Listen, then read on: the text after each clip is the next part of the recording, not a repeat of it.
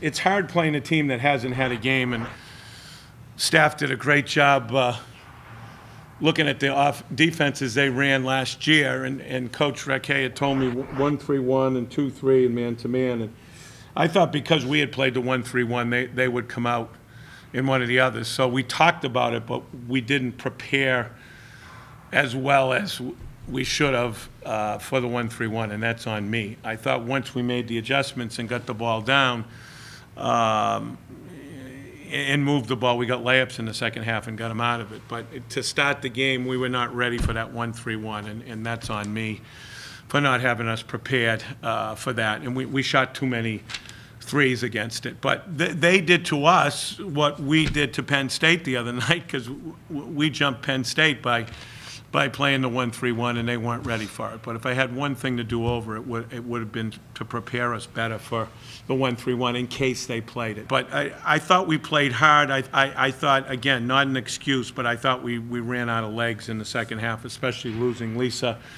We had a short in our bench, and you know, the shots that Rock made the other night and that Minnie made the other night just weren't falling today. But you know, we played hard, and I think we can learn from the mistakes. And I tip my hat to UMass. They had a great game plan, and they came in and took us out of what we had to do and made us shoot too many jump shots. And I don't want to make it seem like it was all us, but UMass did a really good job. But Infiniti just said to me on the way up, you know, I know it's tough, Coach, but these losses are going to make us better. We'll learn from them, and I really think it's true with this team, because they did stay together. We got down, you know, by 16 or 17 in the first half and clawed back with Lisa, and losing her, you know, certainly hurt. But I like the fight in this team. I like the togetherness in this team, and it's a long season. I think we're going to be all right despite this.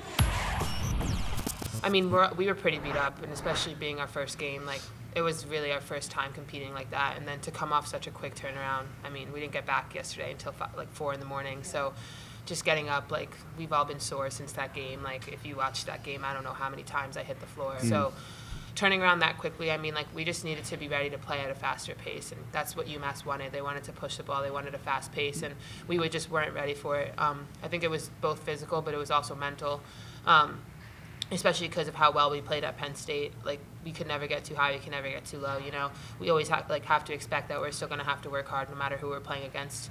Even though they were a Big Ten team, we played awesome, but we can't have the mentality that we're just going to come into our own gym and get a win without working hard. So, I mean, UMass did a great job kind of mixing up their defense in the first quarter. We didn't adjust quickly enough at all.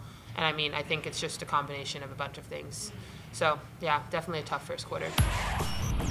Once we realized they were in that 1-3-1, we got into our 2-1-2.